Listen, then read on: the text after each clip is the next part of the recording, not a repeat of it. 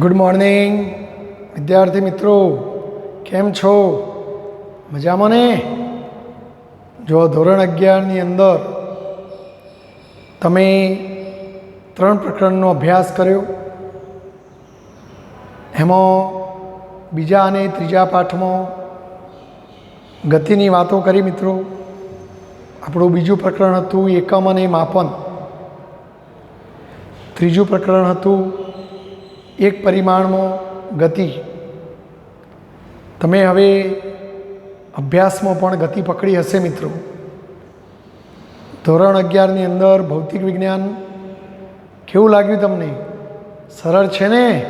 રોજનું રોજ તૈયાર કરો તો એકદમ સહેલો વિષય છે. મિત્રો, જો ભૌતિક વિજ્ઞાનમાં સારા માર્ક્સ લાવવા હોય, ભૌતિક વિજ્ઞાનને સરળ બનાવવું હોય તો રોજનું રોજ તૈયાર કરવું પડે. મિત્રો, વિડીયો લેક્ચરમાં એક પણ દિવસનો વિડીયો ટાળવાનો નહીં. તમારે દરરોજનો વિડીયો રોજનો રોજ જોવો પડે, એનું લખાણ લખવું પડે અને તૈયાર કરવું પડે, તો જ બીજા દિવસનું આપણને આવડે. જો વચ્ચે એક પણ વિડીયો ટાળીશું તો અભ્યાસ અઘરો થતો જાય. મિત્રો, અને એટલે તમને મારી સોનેરી સલાહ છે કે ભૌતિક વિજ્ઞાનને સરળ બનાવવું હોય તો રોજનું રોજ તૈયાર કરવું પડે. મિત્રો, આપણે પ્રકરણ નંબર 3ની અંદર સુરેખ પથ ઉપર થતી ગતિ, જેને આપણે એક પરિમાણમાં થતી ગતિ કહેતા હતા, અને આ ગતિમાં તમે સ્થાન, સ્થાનાંતર, વેગ, પ્રવેગ જેવી ભૌતિક રાશિઓનો અભ્યાસ કરેલો. સુરેખ પથ ઉપર થતી ગતિમાં માત્ર 2 જ દિશાઓ હોય કે ચલો હું ગતિ કરતો હોઉં સીધા રસ્તા ઉપર આમ, તો મારી ગતિ કાં તો આમ થતી હોય કાં તો આમ થતી હોય. એટલે સુરેખ પથ ઉપર ગતિ, ધારો કે એક પદાર્થ હું કહું કે સુરેખ પથ ઉપર ગતિ કરે છે, એટલે કાં તો આમ જતો હોય કાં તો અહીંથી આમ જતો હોય.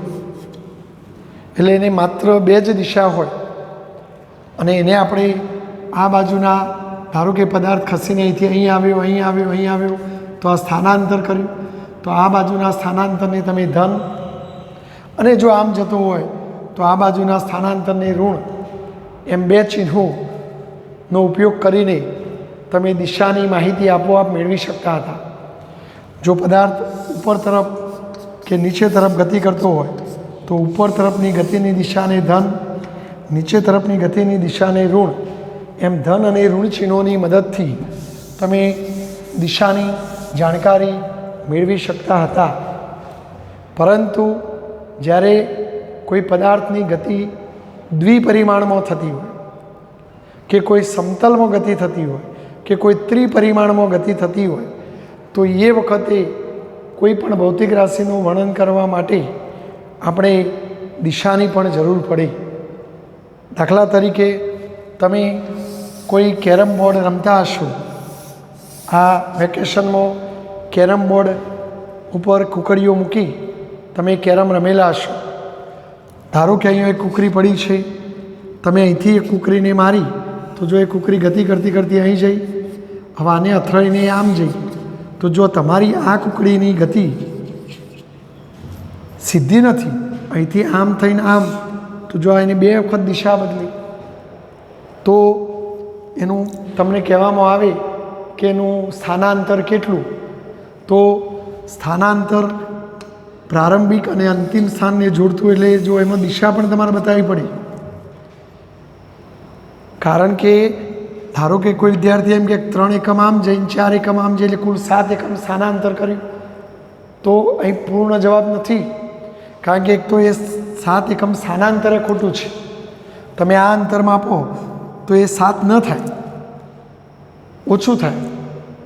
અને હવે તમે માત્ર એમ કહો કે ચલો તમે આ અંતર માપ્યું અને છો, અને પછી તમે એમ બોલો કે કૂકરીએ 6 એકમ સ્થાનાંતર કર્યું, તો હજુ તમારો જવાબ પૂર્ણ સત્ય નથી. કારણ કે 6 એકમ તો અહીંથી આમે 6 થાય, આમે 6 થાય, આમે 6 થાય, બરાબર. તો 6 એકમ પણ કોઈ ચોક્કસ દિશામાં, તો તમારે આ દિશા પણ બતાવવી પડે. તો આમ મિત્રો જ્યારે આ દ્વિપરિમાણમાં ગતિ થઈ, આમે ગઈ ને આમે એટલે બે દિશાઓમાં ગઈ, તો આ દ્વિપરિમાણમાં થતી ગતિ કહેવાય. તો આમ પદાર્થની ગતિ દ્વિપરિમાણમાં, યાની કે આવા કોઈ સમતલમાં કે ત્રિપરિમાણમાં કોઈ અવકાશમાં ગતિ થતી હોય, તો એ સંજોગોમાં ભૌતિક રાશિઓનું વર્ણન કરવા માટે સદિશની જરૂર પડે. એટલે જો આપણા પાઠ નંબર 4માં આપણે આવી સમતલમાં થતી ગતિની વાતો કરવાની છે, અને આવી ગતિમાં સદિશની જરૂર ક્યારે પડે એવો પ્રશ્ન હું તમને પહેલાં સમજાવવા માગું છું. સદિશની જરૂર ક્યારે પડે? તો મિત્રો, એક પરિમાણમાં થતી ગતિમાં સદિશની જરૂર નથી પડતી. એનું કારણ કે એક પરિમાણમાં માત્ર બે જ દિશાઓમાં ગતિ થાય, તો એમાં તમે પ્લસ અને માઇનસ, ધન દિશા એટલે આગળની અને ઋણ દિશા એટલે પાછળની, તો ત્યાં પ્લસ અને માઇનસ ચિહ્નનો ઉપયોગ કરીને તમે દિશાઓનું વર્ણન કરી દેતા હતા. પરંતુ જ્યારે સમતલમાં, દ્વિપરિમાણમાં કે ત્રિપરિમાણમાં ગતિ થતી હોય, તો એ વખતે આપણે એકલું પ્લસ કે માઇનસ લખીને દિશા ન બતાવી શકીએ. એ વખતે સદિશની જરૂર પડે મિત્રો. તો આપણે સદિશની જરૂર ત્યારે આપણને પડતી હોય છે. તમને એમ પૂછવામાં આવે કે એક પરિમાણ, દ્વિપરિમાણ અને ત્રિપરિમાણમાં થતી ગતિના ઉદાહરણો આપો, તો જો એક પરિમાણનો મતલબ માત્ર એક જ દિશામાં ગતિ થતી, તો તમે કોઈ રેલવેના પાટા ઉપર સુરેખ સીધો પાટો હોય અને એ પાટા ઉપર રેલવે ટ્રેન છુક છુક છુક છુક છુક કરતી જતી હોય, તો એ ટ્રેનની ગતિ એ એક પરિમાણમાં થતી ગતિ કહેવાય મિત્રો. બરાબર. દ્વિપરિમાણમાં થતી ગતિની વાત કરવી હોય તો તમે કેરમ બોર્ડ રમતા હોય, તો કેરમ બોર્ડ ઉપર કુકરીની ગતિ, કેરમ બોર્ડ ઉપર ગતિ કરતી કુકરી, સરકતી કુકરી, તો એ કુકરીની ગતિને દ્વિપરિમાણમાં થતી ગતિ કહેવાય. બરાબર.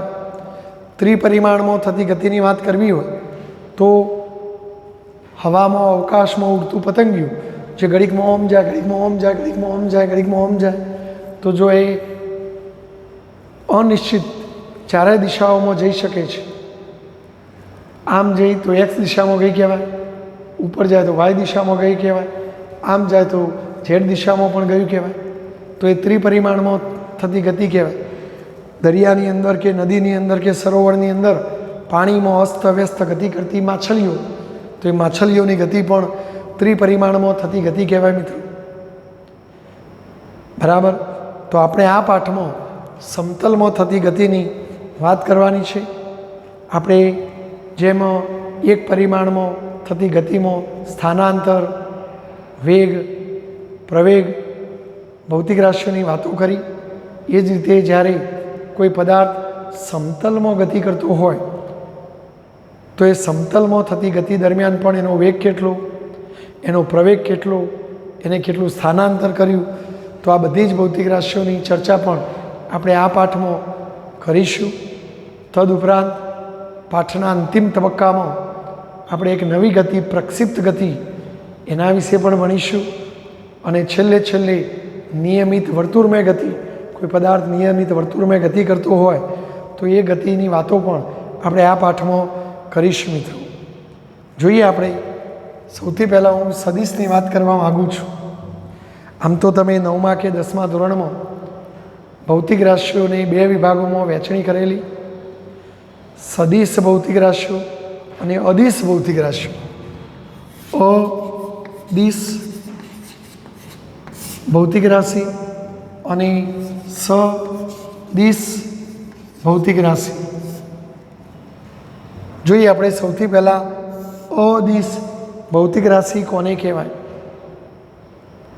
અદિશ, જો શબ્દ જ જુઓ, અદિશ એટલે દિશાની જરૂર નથી, સદિશ એટલે દિશાની જરૂર છે.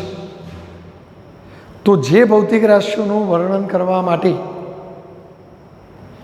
જે ભૌતિક રાશિઓનું સંપૂર્ણ વર્ણન કરવા માટે માત્ર મૂલ્યની જ જરૂર હોય, જે ભૌતિક રાશિનું સંપૂર્ણ વર્ણન કરવા માટે માત્ર મૂલ્ય એટલે માન ની જ જરૂર પડે, દિશાની જરૂર નથી તો તેવી ભૌતિક રાશિઓને અદિશ ભૌતિક રાશિ કહે છે. જેમ કે હું પ્રશ્ન પૂછું ભાઈ કે ભાઈ તમારું દળ કેટલું છે, કોઈ વ્યક્તિને આપણે પૂછીએ કે તમારું દળ કેટલું છે તો તે કહેશે કે મારું દળ 50 કિલોગ્રામ છે. તો જો આમાં દિશાની કોઈ જરૂર ના પડી, 50 કિલોગ્રામ એટલે માત્ર એનું મૂલ્ય જ બતાવ્યું નહીં. આપણે એવું નથી કહેતા કે મારું દળ ઉત્તર દિશામાં 50 કિલોગ્રામ છે, દિશા બોલતા જ નથી, તે માત્ર 50 કિલોગ્રામ છે. કેટલા વાગ્યા ભાઈ, કેટલા વાગ્યા તમે મને કહેશો ત્યારે, તો તરત તમે કહેવાના કે સાહેબ 9 કલાક ને 10 મિનિટ થઈ છે. તો જો એમાં એ દિશાની કોઈ જરૂર નથી. તો આ સમય તમે બતાવ્યો, તો સમય પણ માત્ર મૂલ્યથી જ જાણી શકાય, દળ પણ માત્ર મૂલ્યથી જ જાણી શકાય. તો જે ભૌતિક રાશિઓનું વર્ણન કરવા માટે, એને દર્શાવવા માટે માત્ર મૂલ્યની જ જરૂર પડે, દિશાની જરૂર ન પડે, તો તેવી ભૌતિક રાશિઓને અદિશ ભૌતિક રાશિઓ કહે છે. ઉદાહરણ તરીકે આપણે લખવું હોય તો જો એનો ઉદાહરણોમાં દળ, સમય, અંતર. જો અંતર એટલે કોઈ પદાર્થે, હું એમ કહું કે એક પદાર્થ એક જગ્યાએથી બીજી જગ્યાએ ગયો તો એને કેટલું અંતર કાપ્યું, તો તમારે બે બિંદુ વચ્ચેની લંબાઈ માપી લેવાની. આપણે માત્ર કેટલું અંતર કાપ્યું એમ પૂછ્યું તો એ માત્ર મૂલ્યથી મળી જાય. તો દળ, સમય, અંતર, ઘનતા, તાપમાન વગેરે આ બધી ભૌતિક રાશિઓ એ અદિશ ભૌતિક રાશિઓ છે. અત્યારે રૂમનું તાપમાન કેટલું છે તો એ તાપમાનમાં દિશાની કોઈ જરૂર નથી મિત્રો. તમે એમનામ જ થર્મોમીટરથી કહી દેશો, થર્મોમીટર મૂકશો તો એનો પારો જે ઓકળે પહોંચ્યો હોય તો એ ઓકળો જોઈને તમે કહેશો કે ભાઈ 32 ડિગ્રી સેલ્સિયસ તાપમાન છે. તો આમાં કોઈ દિશાની જરૂર નથી. તો આ રીતે બોલો અદિશ ભૌતિક રાશિ કોને કહેવાય, ખ્યાલ આવે મિત્રો? તો જે ભૌતિક રાશિનું વર્ણન કરવા માટે માત્ર મૂલ્યની જ જરૂર હોય, દિશાની જરૂર ન હોય, તો તેવી ભૌતિક રાશિઓને અદિશ ભૌતિક રાશિના નામે ઓળખવામાં આવે છે. અને એમનું ઉદાહરણ દળ, સમય, અંતર, ઘનતા, તાપમાન વગેરે. આગળ તમે એક કાર્ય વિશે પણ ભણશો તો આ પણ અદિશ ભૌતિક રાશિ છે મિત્રો, બરાબર. પરંતુ મિત્રો જે ભૌતિક રાશિને સંપૂર્ણપણે રજૂ કરવા માટે મૂલ્યની તો જરૂર પડે જ, પરંતુ મૂલ્ય ઉપરાંત દિશાની પણ જરૂર પડે.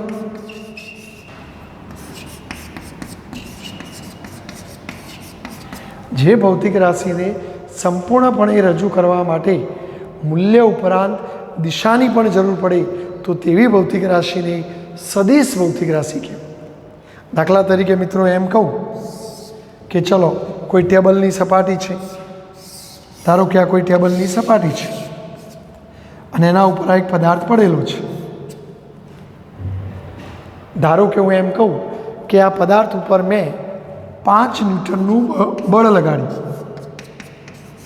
5 ન્યૂટનનું બળ એટલે આ માત્ર મૂલ્ય મેં બતાવ્યું. અને હવે હું તમને એમ કહું કે આ પદાર્થ કઈ બાજુ ખસ્યો હશે.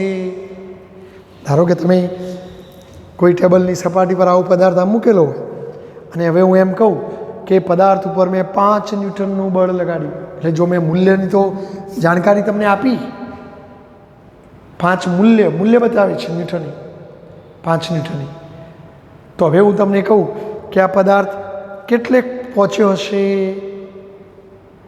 તો જો તમે એ જવાબ સંપૂર્ણ સત્ય નહીં આપી શકો, કારણ કે તમારે જવાબ આપવો હોય તો એ બળ કઈ દિશામાં લગાડ્યું એ પણ જો હું કહું તો તમે કહી શકો કે ચલો મેં 5 ન્યૂટનનું બળ આમ લગાડ્યું, તો તરત તમે કહેવાના કે સાહેબ પદાર્થ આમ ગયો હશે. પણ ધારો કે એ જ 5 ન્યૂટનનું બળ મેં આમ લગાડ્યું હોત તો તરત તમે કહેવાના કે સાહેબ પદાર્થ આમ ગયો હશે. એટલે પદાર્થ કઈ બાજુ ગયો એની જાણકારી મેળવવી હોય તો એકલા મૂલ્યથી વાતને નહીં સમજી શકાય. મૂલ્ય ઉપરાંત દિશા પણ તમારે બોલવી પડે કે ભાઈ ચલો આ પદાર્થ ઉપર મેં 5 ન્યૂટનનું બળ પશ્ચિમ દિશામાં લગાડ્યું, તો તરત તમે કહેવાના કે સાહેબ એ પદાર્થ પશ્ચિમ દિશા બાજુ સ્થાનાંતર કર્યું છે. બાકી હું એટલું જ ખાલી કહું 5 ન્યૂટનનું બળ લગાડ્યું, તો પછી કઈ દિશામાં એને સ્થાનાંતર કરી છે તો તમે નહીં જાણી શકો. તો આમ મૂલ્ય ઉપરાંત કઈ દિશામાં બળ લગાડ્યું એ પણ તમારે બતાવવું પડે, તો જ એની ગતિનું વર્ણન થઈ શકે. તો આમ 5 એ મૂલ્ય બતાવી અને કઈ દિશા બાજુ તમે બળ લગાડ્યું. તો બળ નામની ભૌતિક રાશિને રજૂ કરવા માટે મૂલ્ય ઉપરાંત દિશાની જરૂર પડે, માટે એ સદિશ ભૌતિક રાશિ કહેવાય. તો આમ કેટલીક ભૌતિક રાશિઓને સંપૂર્ણપણે રજૂ કરવા માટે, સંપૂર્ણ માહિતી મેળવવા માટે મૂલ્ય ઉપરાંત દિશા બંનેની જરૂર પડે, તો એવી ભૌતિક રાશિઓને સદિશ ભૌતિક રાશિના નામે ઓળખવામાં આવે છે. દાખલા તરીકે સ્થાન. દાખલા તરીકે હું તમને એમ કહું મિત્રો કે ચલો આ એક્સ અક્ષ, આ વાય અક્ષ, આ ઉગમ બિંદુ. તો હવે હું તમને એક પ્રશ્ન પૂછું કે એક પદાર્થ ઉગમ બિંદુથી 5 એકમ દૂર છે. એક પદાર્થનું સ્થાન ઉગમ બિંદુથી 5 એકમ દૂર છે, તો એ પદાર્થ કઈ જગ્યાએ છે મને બતાવો. તો જો 5 એકમ દૂર એટલે સ્થાનનું મૂલ્ય તમને આપી દીધું કે ઉગમ બિંદુથી 5 એકમ દૂર, પણ માત્ર મૂલ્ય આપવાથી એની જગ્યા તમને નહીં મળી જાય. કારણ કે કોઈ વિદ્યાર્થી અહીંથી 5 એકમ અહીં અંતર બતાવી કે સાહેબ અહીંયા છે સ્થાન, પણ કોઈ વિદ્યાર્થી 5 એકમ અંતર બતાવીને કે અહીંયા છે સાહેબ સ્થાન, કોઈ વિદ્યાર્થી 5 એકમની લંબાઈ બતાવીને કે અહીંયા છે સ્થાન, કોઈ વિદ્યાર્થી 5 એકમ લંબાઈ બતાવીને કે અહીંયા છે. તો આ તો જો ઘણી બધી જગ્યા થઈ, કોઈ કે અહીંયા, કોઈ કે અહીંયા, પણ પદાર્થનું સ્થાન તો કોઈ એક જ જગ્યાએ હોય ને મિત્રો. એટલે જો અહીંયા માત્ર મૂલ્ય બતાવવાથી પરફેક્ટ જવાબ તમે નહીં આપી શકો, પણ જો હું મૂલ્ય ઉપરાંત દિશા કહું કે એક પદાર્થનું સ્થાન ઉગમ બિંદુથી એક્સ દિશામાં 5 એકમ દૂર છે. કઈ દિશામાં? એક્સ દિશામાં. તો હવે જો એની જગ્યા તમને ચોક્કસ મળી જાય કે એક્સ દિશા એટલે ઉગમ બિંદુ અહીંયા અને અહીંથી 5 એકમ દૂર જો એટલે આ જ જગ્યા થઈ, એટલે આ બધું બતાવાય નહીં. તો જો મેં 5 મૂલ્ય લીધું અને એક્સ દિશા એવું બોલ્યું, તો મૂલ્ય અને દિશા બંને બતાવી તો તમે એનું ચોક્કસ સ્થાન બતાવી શક્યા. બાકી એકલું મૂલ્ય કહો કે ભાઈ 5 એકમ દૂર આવેલું છે, તો પછી પરફેક્ટ તમારો જવાબ નહીં આવે. તો આ સ્થાન નામની ભૌતિક રાશિને દર્શાવવા માટે મૂલ્યની એ જરૂર પડે, દિશાની પણ જરૂર પડે, બરાબર. એ જ રીતે તમે સ્થાનાંતર, તો સ્થાન, સ્થાનાંતર, વેગ, પ્રવેગ, બળ, આ બધી ભૌતિક રાશિઓને સદિશ ભૌતિક રાશિઓ કહેવામાં આવે છે. તો બોલો ખ્યાલ આવી ગયો? એટલે જો તમને આવો પ્રશ્ન પૂછાય સદિશની જરૂર ક્યારે પડે, તો એક જ પરિમાણમાં થતી ગતિમાં, સુરેખ પથ ઉપર થતી ગતિમાં સદિશની જરૂર નથી પડતી, કારણ કે ત્યાં તમે ધન ને ઋણ ચિહ્નથી જ દિશા બતાવી દેશો. પણ જ્યારે સમતલમાં કે ત્રિપરિમાણમાં ગતિ થતી હોય તો એ વખતે દિશા બતાવવા માટે સદિશની જરૂર પડે. આ ઉદાહરણો પણ તમે આપી શકો. પછી સદિશ રાશિઓનું અને આ ભૌતિક રાશિઓનું સદિશ અને અદિશ એમ 2 પ્રકારની રાશિઓમાં વર્ગીકરણ કરી શકાય. તફાવત પૂછાય તો અદિશ એટલે જેમાં માત્ર મૂલ્યની જ જરૂર પડે, સદિશ એટલે મૂલ્ય ઉપરાંત દિશાની જરૂર પડે, તો એવી ભૌતિક રાશિઓ સદિશ કહેવાય. ઉદાહરણ આપી દેવાનો, તો આમાં કેટલાક ઉદાહરણ તમારે લખવાનો, આમાં પણ ઉદાહરણ બતાવી શકો. મિત્રો, અદિશ ભૌતિક રાશિઓની જ્યારે વાત આવી તો અદિશ ભૌતિક રાશિઓના સરવાળા, ગુણાકાર, બાદબાકી એ આપણા ગણિતમાં જે રીતે આપણે સરવાળા બાદબાકી ગુણાકાર કરીએ છીએ એ રીતે થઈ શકે, પરંતુ સદિશોમાં એ રીતે નથી થતા. જો હું એ થોડી વાત તમને સમજાવું કે ભાઈ દળ એ કેવી ભૌતિક રાશિ છે? અદિશ. હવે હું તમને એમ કહું કે ભાઈ આ એક પદાર્થનું દળ 5 કિલોગ્રામ છે, આ બીજો એક પદાર્થ છે એનું દળ 10 કિલોગ્રામ છે, તો આ બંને પદાર્થોનું કુલ દળ કેટલું? તો દળ એ અદિશ ભૌતિક રાશિ હોવાથી એમના મૂલ્યોનો તમે આપણા ગણિતની જેમ જ સરવાળો કરી શકો કે ભાઈ 5 વત્તા 10 એટલે તરત તમે કહેશો 15 કિલોગ્રામ. તો આપણા ગણિતની જેમ જ તમે એમનો સરવાળો સીધો બતાવી શકો.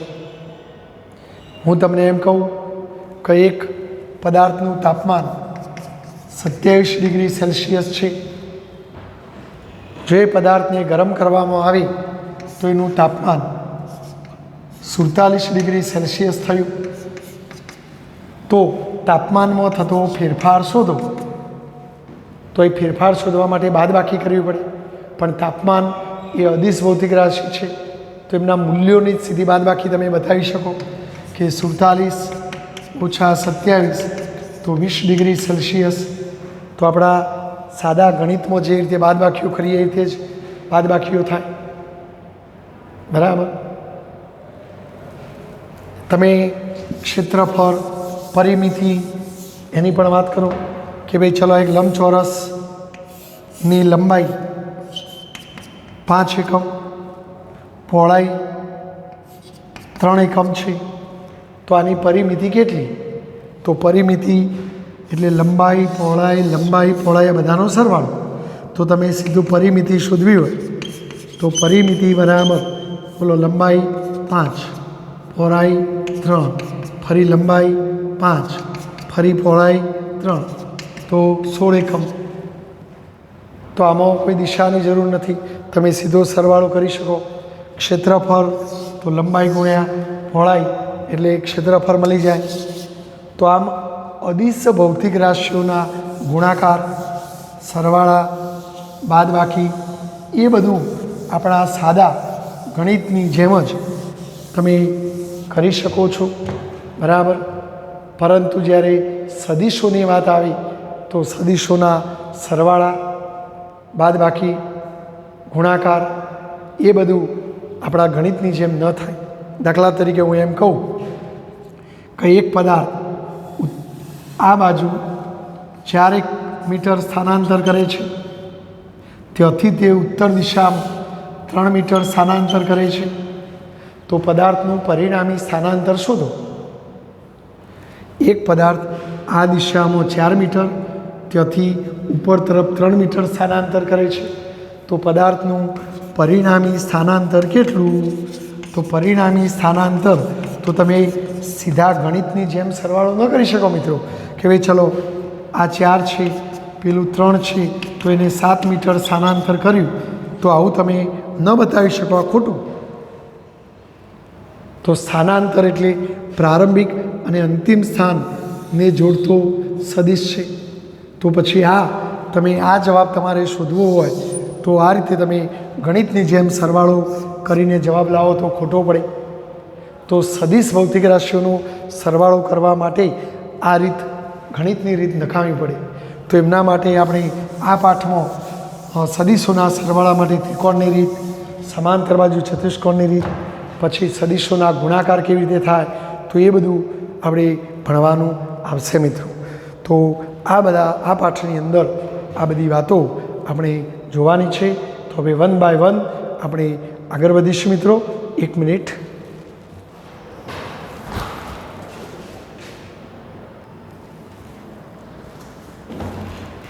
ચલો મિત્રો, બચ્ચો અહીં સદિશ કરીએ છીએ તો પછી આ સદિશને દર્શાવાય કેવી રીતે? તો હવે આપણો પ્રશ્ન છે કે સદિશ ભૌતિક રાશિને કેવી રીતે દર્શાવાય? તો સદિશ ભૌતિક રાશિને દર્શાવવા માટે એનો જે સંકેતાક્ષરો, જેમ કે બળ માટે આપણે F લઈએ છીએ, વેગ માટે V લખીએ છીએ, પ્રવેગ માટે A લખીએ છીએ, તો આવા બધા સંકેતાક્ષરો લખીએ છીએ કે ભાઈ ચલો હું વેગ, તો વેગ નામની ભૌતિક રાશિ જે સદિશ છે, તો તો વેગ નામની ભૌતિક રાશિ જે સદિશ છે તો એને કેવી રીતે દર્શાવાય? તો ભૌતિક રાશિને દર્શાવવા માટે એનો જે સંકેતાક્ષર, તો ચલો વેગ માટે આપણે સંકેતાક્ષર કેવો લઈએ છીએ મિત્રો? વી લઈએ છીએ. તો આ રીતે પહેલાં તો વી લખવાનું, વેગ માટે સંકેતાક્ષર વી લખવાનું, બરાબર. હવે એ ભૌતિક રાશિ સદિશ છે તો સદિશ દર્શાવવા માટે બે રસ્તા છે. આ જે વેગ વી લખ્યો એના ઉપર તીરની નિશાની આમ દોરવાની, તો આવી સદિશની ઉપર નિશાની દર્શાવે. અથવા એક બીજી રીત છે, એને બોલ્ડ ઘાટા અક્ષરોમાં લખવાનું. વી કેવા અક્ષરોમાં લખવાનું? ઘાટા અક્ષરોમાં. તો જો આપણી ચોપડીમાં કોઈ ભૌતિક રાશિનો સંકેતાક્ષર આવા ઘાટા ચિહ્નથી બતાવેલો હોય તો તમારે એને સદિશ સમજવાનું કે ભાઈ આ વી સદિશ. અથવા એ જ ભૌતિક રાશિના સંકેતાક્ષરને આછા અક્ષરે લખી એના ઉપર તીર દોરવાનું. તો આ રીતે કોઈ પણ સદિશ રાશિની આ રીતે દર્શાવે. દાખલા તરીકે બળ, તો બળ માટે આપણે એફ સિમ્બોલ વાપરીએ છીએ, ફોર્સ, FORCEનો એફ. તો જો તમે બળ નામની ભૌતિક રાશિને જો આ રીતે બતાવો તો ઘાટા અક્ષર એફથી બતાવવાનું, આમ ઘાટો અક્ષર લખવાનું બોલ, અથવા આછો અક્ષર લખી એના ઉપર આમ તીર દોરવાનું. તો આ રીતે એને દર્શાવવાનું રહેશે. બોલો, ખ્યાલ આવ્યો? તો સદિશ ભૌતિક રાશિને દર્શાવવા માટે તેના સંકેતાક્ષર ઉપર તીરની નિશાની દોરવાની અથવા ઘાટા બોલ્ડ અક્ષરો વડે એને દર્શાવાય છે. બોલો, ખ્યાલ આવી ગયો? આપણી ચોપડીમાં મોટાભાગે આવું લખેલું હશે, પરંતુ આપણે આવું લખવા માટે પેનને વારંવાર 2-4 વાર ઊંધવી પડે. એના કરતો આ ટેકનિક અતિ ઉત્તમ છે. એટલે હવે હું આખા પાઠમાં આ ટેકનિક નહીં પણ આ ટેકનિકનો ઉપયોગ કરીશ. જો સદિશ ભૌતિક રાશિ બતાવીશ તો આ રીતે આછો સંકેતાક્ષર લખીશ, એના ઉપર આવું તીરની નિશાની, તીરનું ચિહ્ન હું મૂકીશ. ચલો, બીજી વાત કે સદિશ ભૌતિક રાશિના મૂલ્યની કેવી રીતે દર્શાવાય છે, તો એની આપણે થોડી વાત કરીએ. તો જો સદિશ ભૌતિક રાશિના મૂલ્યને દર્શાવવા માટે આપણે જે આ સદિશ બતાવ્યું એફ સદિશ, તો એને માનાંકમાં લખવાનું. શું લખવાનું? માનાંક. તો એની આજુબાજુ આવું માનાંકનું ચિહ્ન કરો તો એનું મૂલ્ય થઈ ગયું. અથવા બીજી રીત, આ જ સદિશ ઉપર તીરનું નિશાની નહીં બતાવવાની, તીરની નિશાની નહીં બતાવવાની, એકલો આછો એફ લખવાનો. તીરની નિશાની વગર સંકેત લખેલો હોય તો એ માત્ર મૂલ્ય બતાવે છે એમ કહેવાય. અને જો તીર સાથે લખો તો એની બે બાજુ માનાંક. તો આમ કોઈ પણ ભૌતિક રાશિના મૂલ્યને દર્શાવવા માટે આ ટેકનિક છે. કઈ ટેકનિક? સંકેતાક્ષરને સદિશના ચિહ્ન વગર લખો અથવા સંકેતાક્ષરને સદિશના ચિહ્ન સાથે લખો, પણ સાથે લખો તો બે બાજુ આવો ઊભો લીટો કરીને માનાંક તરીકે લખવાનું. દાખલા તરીકે હું એમ કહું કે એક પદાર્થ ઉપર 5 ન્યૂટનનું બળ લાગે છે, તો જો બળનું મૂલ્ય તો આમ લખી શકો તમે 5 ન્યૂટન, અથવા બીજી રીતે લખવું હોય તો બળનું મૂલ્ય 5 ન્યૂટન. તો આ બે રીતો છે મિત્રો. તો આપણને જે રીત અનુકૂળ આવે એ રીત લખવાની છૂટ. તો મૂલ્યને આ રીતે દર્શાવી શકાય. બરાબર. તો હવે આપણે આ પાઠમાં જ્યારે કોઈ ભૌતિક રાશિને લખીશું તો આ રીતે લખીશું. ઉપર તીરની નિશાની બતાવીશું, એના મૂલ્યની વાત લખતા હશું તો માનાંકમાં લખીશું, અથવા સદિશ વગર એને લખીશું બોળો રોડો. બરાબર છે? ચલો, હવે સદિશ એટલે શું, તેને કેવી રીતે દોરાય, સદિશ એટલે શું, તેને કેવી રીતે દોરાય એની વાત કરીએ. સદિશ એટલે શું, તેને કેવી રીતે દોરાય. દાખલા તરીકે હું તમને એમ કહું કે એક પદાર્થ ઉપર 4 ન્યૂટનનું બળ પૂર્વ દિશામાં લાગે છે.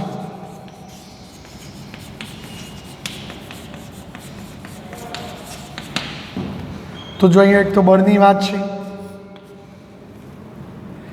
મૂલ્ય કેટલું 4 ન્યૂટન, દિશા કઈ તો પૂર્વ દિશા. તો હવે મારે આ બળને અહીંયા ચિત્રમાં દર્શાવવું છે. તો કઈ રીતે દર્શાવાય મિત્રો? તો જો એના માટે દાખલા તરીકે આપણે ચિત્રમાં દિશાઓની વાત કરીએ,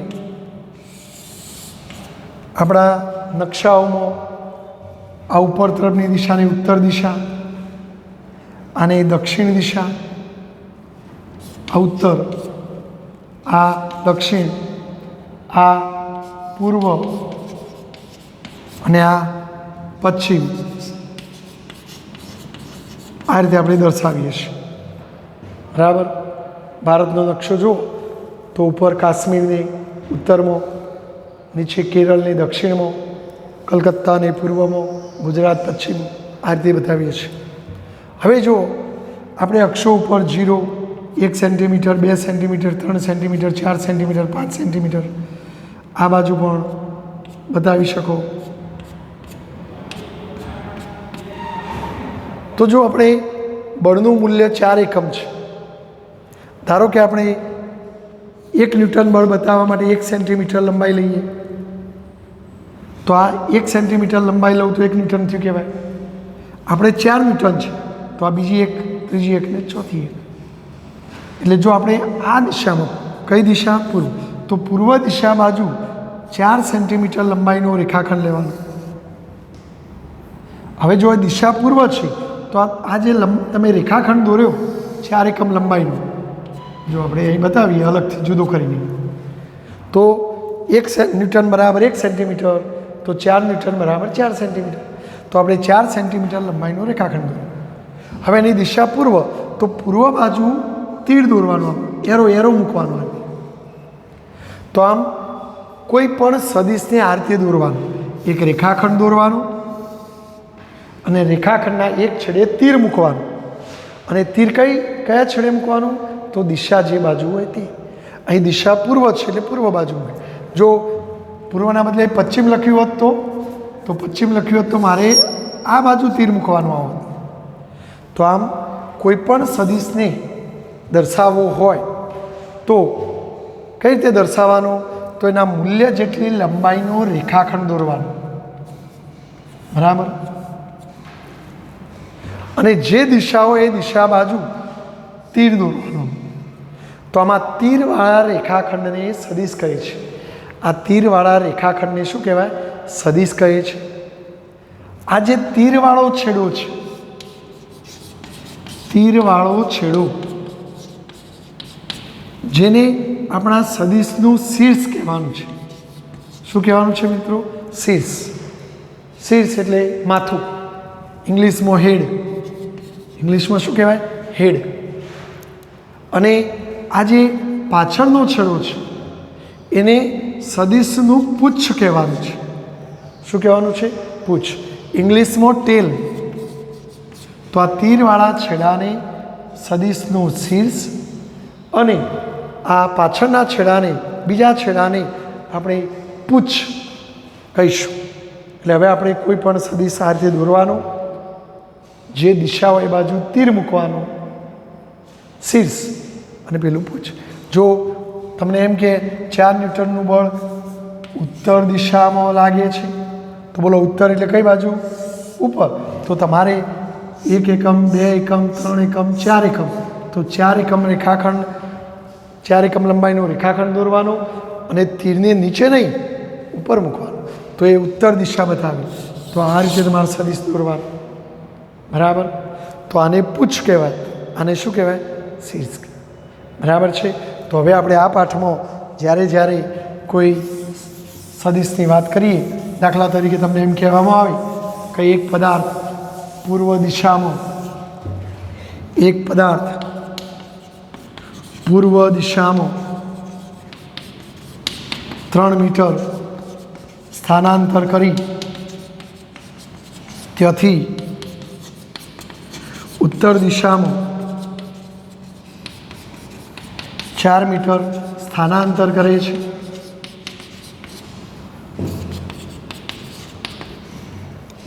તો જો આપણે આને ચિત્રમાં બતાવવું હોય તો જો આપણે આ ઉત્તર, આ પૂર્વ, આ દક્ષિણ, આ પશ્ચિમ, તો પૂર્વ દિશામાં 3 મીટર. તો આપણે કોઈ એક જગ્યાએથી પૂર્વ દિશા બાજુ આ 1, 2, 3 એકમ લંબાઈનો રેખાખંડ દોરવાનો. પણ જો એની દિશા પૂર્વ એટલે પછી અહીંયા એરો મૂકવાનો. પછી ત્યાંથી ઉત્તર દિશામાં 4 મીટર. તો અહીંથી ઉત્તર દિશા એટલે ઉપર બાજુ. તો આ 1 એકમ, 2 એકમ, 3 એકમ, 4 એકમ. તો આ રીતે બતાવવાનું. તો આ 4 મીટર ઉત્તર દિશામાં સ્થાનાંતર કર્યું. હવે તમને એમ કે એનું પરિણામી સ્થાનાંતર. તો સ્થાનાંતર એટલે અંતિમ અને પ્રારંભિક સ્થાનને જોડતી રેખાખંડ. તો જો આપણું સ્ટાર્ટ અહીંથી થયા તો આ પ્રારંભિક અને અંત અહીં આવ્યું તો આને પરિણામી સ્થાનાંતર કહેવાય. તો આ રીતે આપણે બધી આકૃતિઓમાં બતાવી અને બધી વાતો કરીશું મિત્રો. તો બોલો, ખ્યાલ આવી ગયો? તીરવાળા રેખાખંડને સદિશ કહેવાય, તીરવાળા છેડાને શીર્ષ કહેવાનું, બીજા છેડાને પૂછ કહેવાનું. સદિશની જે લંબાઈ છે એ લંબાઈ તે ભૌતિક રાશિના મૂલ્ય જેટલી દોરવાની, બરાબર, એને અનુરૂપ જ દોરવાની. 4 એકમ લંબાઈ હોય તો એનું મૂલ્ય 4 કહેવાય. તો આ રીતે તમારે સદિશને દર્શાવવાનું રહેશે મિત્રો.